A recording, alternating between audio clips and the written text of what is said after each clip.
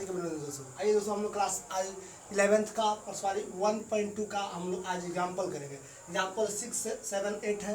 पहले हम लोग 6 करेंगे, उसके बाद 7 और 8 करेंगे। तो ये 6 नंबर एग्जाम्पल बहुत सिंपल है, जो यदि पर्सनली पढ़ लिया होगा वो आसानी से बना सकता है। ये क्या एग्जाम्पल में कह रहा है कि बताइए कि निम्नलिखित समुच्चय में से कौन सा परिमित और कौन सा अपरिमित, यानी कौन सा फाइनाइट समुच्चय है और कौन सा इनफाइनाइट समुच्चय। और मैं फाइनाइट देखिए, परिमित और अपरिमित समझना है तो पहले परिमित समुच्चय और अपरिमित समुच्चय का अपन को डिफिनेशन याद होना चाहिए। तो क्या होता है डिफिनेशन? तो परिमित समुच्चय क्या है? वह समुच्चय जिसमें अवयव की संख्या को आसानी से गिना जाए, इसमें गिना जा सके उसे परिमित समुच्चय, और जिसमें अवयव की संख्या को गिना नहीं जा सकेगा वो आपको अपरिमित। एक लाइन में समझिए, जिससे आप गिन सके आसानी से परिमित, और जिसे नहीं गिन सके अपरिमित हो जाएगा।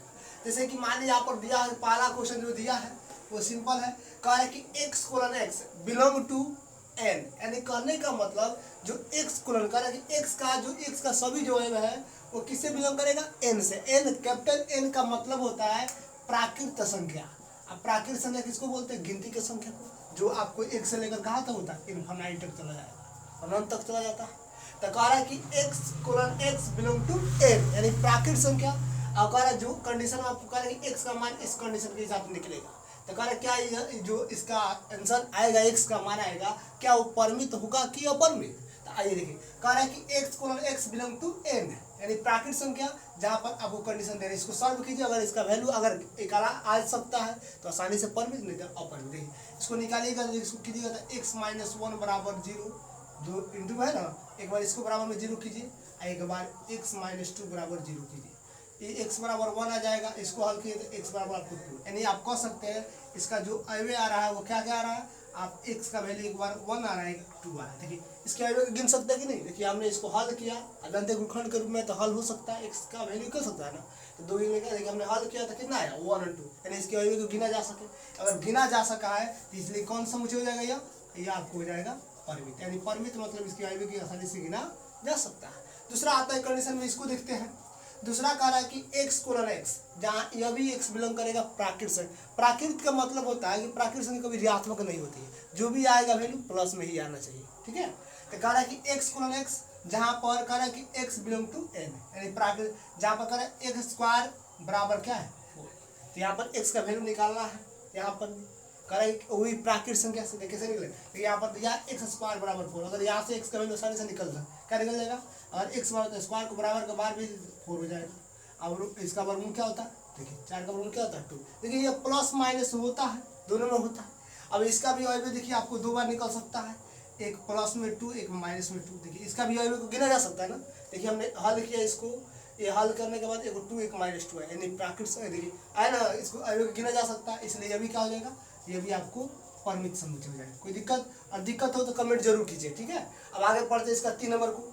इसमें भी कह रहा है कि x colon x belong to n, यानी यहाँ पर भी कह रहा है कि x का जो है प्राकृत संख्या से है, जो कंडीशन आपको दे रखा है इसके हिसाब से x का वैल्यू निकालना है। क्या इसको x का वैल्यू का अवयव गिना जा सकता है? ताकि हम हल करते हैं इसको, और हल कीजिएगा इसको हल कीजिएगा। यहाँ पर मैं सामने यहाँ पर हल करता हूँ। 2x - 1 = 0 दिया है, और 2x बराबर निकालोगे तो 1x बराबर 1/2। देखिए यानी इसमें जो अवयव आएगा ना, वो x का वैल्यू क्या आएगा? केवल 1/2, यानी वो अवयव है ना, गिना जा सकता है ना।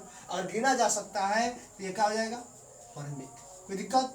और दिक्कत हो तो कमेंट करते रहिए, और अच्छा लगे तो वीडियो को लाइक कर दीजिए। अब आगे देखते हैं इसके बाद। कह रहा है कि x colon x belong to n, यानी यहाँ पर भी x का जो मान होगा वो बिलोंग करेगा किससे? प्राकृत संख्या से आएगा। जहाँ पर कह रहा है कि x एक अभाज्य संख्या है। अब लीजिए, कह रहा है कि x कोलन x n प्राकृत संख्या है, यानी x का मान प्राकृत संख्या से बिलोंग करता है। और कह रहा है कि x एक अभाज्य संख्या। तो अभाज्य संख्या कितनी होती है? तो अभाज्य संख्या होती है 2, 3, 5, 7, आपको 11, 13 ...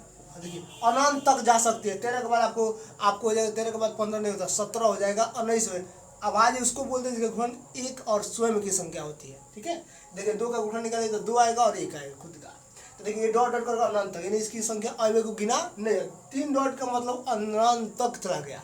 अब जिसके अवयव गिन ही नहीं सकते हैं तो कौन सा समुच्चय होता है? आपको अपरिमित होता है। क्या होता है? अपरिमित होता है। अब उसके बाद आता है कि सर यह 5 नंबर, यह भी बहुत सिंपल है। कह रहा है कि x colon x belong to प्राकृत संख्या। देखिए नेचुरल नंबर है, जहाँ पर कहा x एक विषम संख्या है। अब विषम का मतलब देखिए, विषम क्या होता है, 1 होता है, 3 होता है, 5 होता है, 7 होता है, 9 होता है, 11 डॉट डॉट कर अनंत तक जाएगा। देखिए इसमें कहा है कि x का मान क्या होना चाहिए, विषम। वो भी किससे बिलोंग करना चाहिए, प्राकृतिक गिनती की संख्या। देखिए तो क्या क्या हो जाएगा, 1 हो जाएगा, 3 हो जाएगा, 5 हो जाएगा, 7 हो जाएगा, 9 हो जाएगा, 11 हो जाएगा, डॉट डॉट डॉट 3। अब 3 डॉट का मतलब, अब देखिए 9 11 के बाद 13 15 17 19 21 23 अनंत तक चला जाएगा। अब जिसको गिन ही नहीं सकते हैं, अनंत तक जाएगा, क्या वो कभी परिमित हो पाएगा, वो हो जाएगा आपको अपरिमित। क्या हो जाएगा, अपरिमित। और अच्छा लगे तो वीडियो को लाइक कीजिए, चैनल को पहली बार सब्सक्राइब, ताकि ऐसे लेटेस्ट वीडियो सबसे पहले आपके पास। जय हिंद, जय भारत।